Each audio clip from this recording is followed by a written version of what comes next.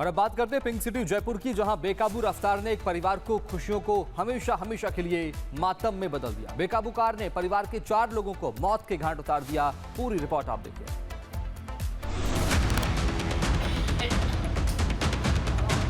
अस्पताल के बाहर सैकड़ों की भीड़ और हर चेहरे पर आक्रोश। अब इस आक्रोश और गुस्से की वजह भी देख लीजिए। अस्पताल के बेड पर पड़े 4 शव जो एक ही परिवार के बताए जा रहे हैं। मामला राजस्थान के जयपुर का है, जहां तेज रफ्तार बेकाबू कार ने एक झटके में एक परिवार को मौत के घाट उतार दिया। कार की चपेट में आकर परिवार के 4 लोगों की मौत हो गई। दरअसल मृतक खेत से काम कर घर लौट रहे थे, तभी तेज रफ्तार कार उन्हें रौंदते हुए फरार हो गई। हादसे के बाद इलाके में चीख पुकार मची तो लोगों ने फौरन पीड़ितों को अस्पताल पहुंचाया। हालांकि अस्पताल पहुंचने से पहले ही परिवार के 4 लोगों ने दम तोड़ दिया। घटना के बाद ग्रामीणों में आक्रोश है। नाराज लोगों ने इस हादसे के खिलाफ जमकर नारेबाजी की। वहीं अब इस हादसे की जांच में पुलिस जुटी हुई है। Bureau report, Republic Bharat. और अब बात करते हैं नासिक की। नासिक में सड़क के गड्ढे ने एक बार फिर प्रशासन के दावों पर सवाल खड़े कर दिए हैं। अब सड़क के काम के दौरान बजरी उतार रहा डंपर अचानक 12 फीट गहरे गड्ढे में जा गिरा। गनीमत रही कि हादसे में कोई बड़ा नुकसान नहीं हुआ। देखिए रिपोर्ट। सड़क जिस पर सफर सुरक्षित होना चाहिए, वही अब हादसों का खतरा बनती जा रही है। एक गहरा गड्ढा और उसमें धंस चुका भारी भरकम डंपर सड़क के काम और उसकी गुणवत्ता पर कई सवाल खड़े कर रहे हैं। यह तस्वीर है महाराष्ट्र के नासिक की, जहां सड़क के काम के लिए गिट्टी उतारते वक्त डंपर अचानक धंसती सड़क के साथ 12 फीट गहरे गड्ढे में जा गिरा। डंपर गिट्टी से पूरी तरीके से भरा हुआ था।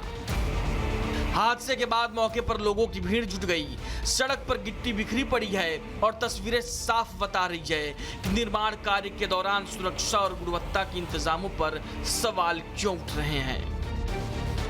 गनीमत रही कि इस घटना में कोई बड़ा जान माल का नुकसान नहीं हुआ, लेकिन हादसे ने सड़क के गड्ढों की पुरानी समस्या फिर सामने ला दी है। खास बात यह है कि प्रभारी मंत्री 80% गड्ढे भरने का दावा कर चुके हैं। अब सवाल यह है कि दावों के बावजूद सड़कें कब सुरक्षित होंगी। Bureau report, Republic Bharat. और संभल में एक ऐसे गिरोह का भंडाफोड़ हुआ है जो पहले प्रेम जाल में फंसाता था, फिर आपत्तिजनक वीडियो बनाकर ब्लैकमेल किया करता था। पुलिस ने गिरोह के 3 सदस्यों को गिरफ्तार कर लिया है। अब उनसे सख्ती से पूछताछ चल रही है। देखिए रिपोर्ट।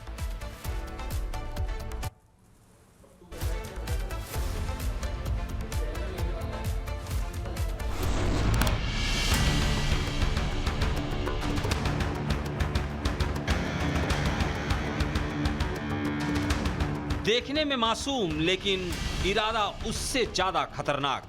पुलिस के हत्थे चढ़े ये दोनों वो शातिर बदमाश हैं जिसकी तलाश पुलिस को कई दिनों से थी।